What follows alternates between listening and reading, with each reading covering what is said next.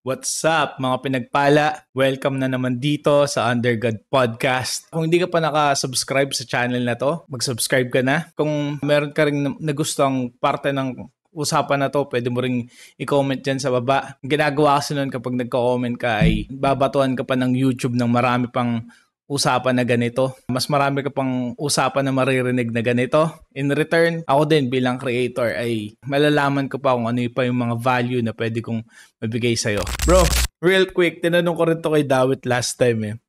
Meron ka bang gustong i-share na something na alam mo yun, parang lap trip or parang alam mo yun, parang pinaka-memorable na experience mo nung magkakasama tayo sa grupo sa Alikabok, bro? Lap trip? Oh, lap trip or something na, alam mo yun, memorable sa'yo, ganyan. Yeah, oh. Pag sinabi kong Alikabok, kaya naalala ko. Yeah, game. Siguro, kainan. Kainan kasi, doon tayo parang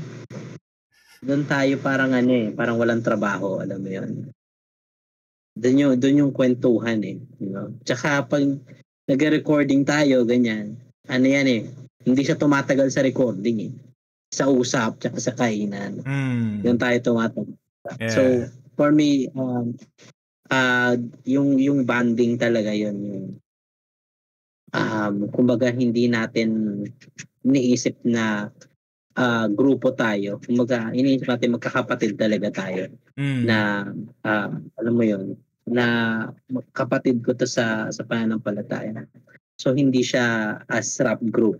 No? Yeah. Hindi natin, wala karamdaman na rap group tayo. Na naramdaman ko is fellowship natin magkakapatid. So, yun yung pinaka-memorable sa akin, sa Alikabok. Kaya hanggang ngayon kumbaga parang vivid sa akin yung mga alaala na yun na parang napapagagati, binabalikan, saya lang.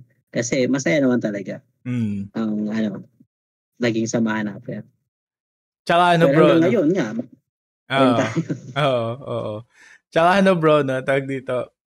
Ang ganda na sinabi mo na parang hindi tayo rap group. Talaga, para tayong magkakapatid lang talaga. Parang tayo, para tayong discipleship group that just happened na nagra-rap tayo, no? Yun yung trip natin lang. Parang ganun. And common ground. Yeah, common ground, common interest, ganyan. Tapos bro, tawag dito, I'll, medyo, hindi ko to natanong kay Dawit nung nakaraan no?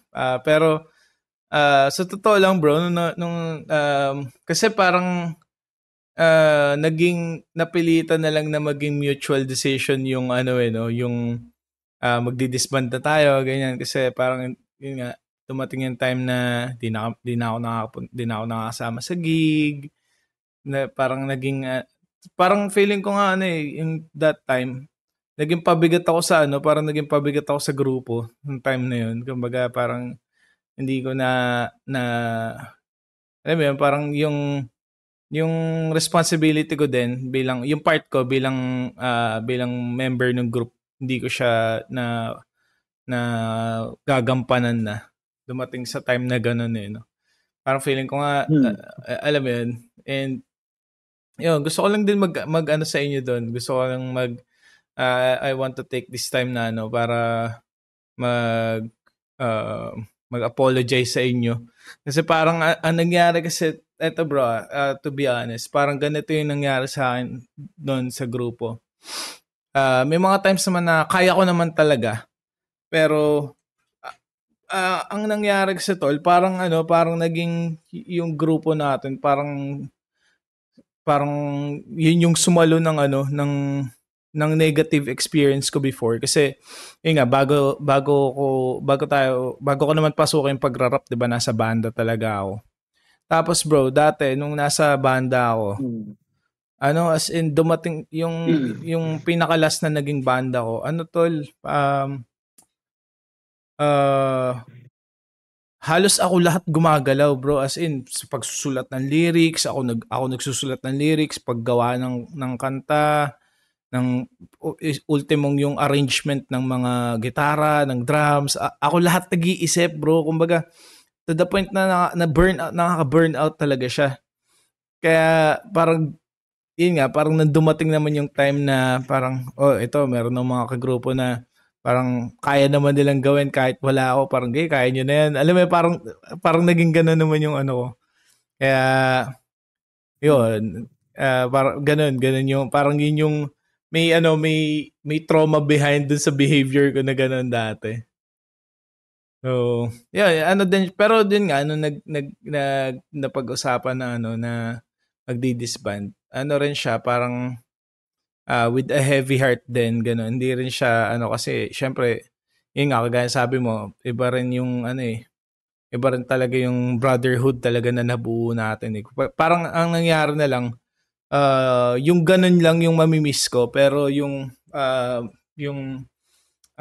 pagrarap, parang andyan lang siya, on the side lang siya. Kumbaga, ang mamimiss ko talaga, hindi yung tayo as a rap group, pero yung fellowship natin. Kaya siya heavy din sa akin. Yeah.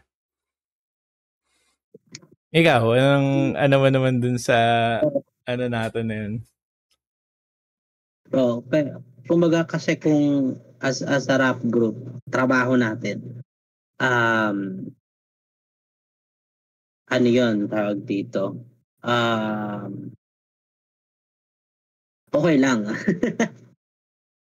I mean, solo artist tayo lahat eh. Yeah.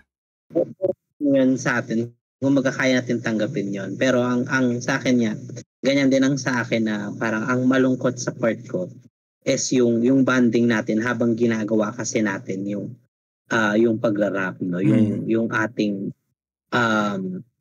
mission, kung ano yung kino-goal natin. Yan kasi yung parang masakit tanggapin na parang gagawin ko to na hindi ko kayo kasama, di ba? Yun yung part na yun. Kaya ako, hanggat maaari nga nun, gawa natin ng paraan. Pero syempre, di ba, may mga bagay kasi talaga na siguro hindi talaga tayo pang-rap group. Pero pangkapatiran talaga tayo. Alam mo yun. Kaya okay na ako na nagpatuloy tayo as magkakapatid pa din. Yeah, kumbaga hanggang ngayon magkakaibigan tayo, 'di ba? Alam mo yun. Hindi yung ayoko lang din talaga mo. Hindi na break yung fellowship. Kumbaga as a rap group lang. 'Yon. Anyway, bro, thank you for sharing your side din dun sa na yun, sa ating Alikabok days, no? And it's goal ko sana doon parang supposedly lang, light and fun, pero yeah, turns out na bro? Yun din alam ko fun, light. Pero parang feeling ko lang something na need din natin ma-discuss, no? Need din parang siya, elephant in the room, kumbaga. Kung hindi natin i-discuss bilang brothers, bilang magkakapatid, parang may mga times talaga na ganun eh. Parang kahit hindi sa rap group di ba? Kumbaga meron even minsan nga kahit sa church ganun no? Parang may elephant in the room na may mga na hindi parang alam mo yun, parang sige magkakaibigan na lang tayo, parang i-brush na lang natin under sa carpet yan. Alam mo yun, parang walisin na lang under sa carpet. Pero alam mo yun, parang something itchy na kailangan i-discuss, no?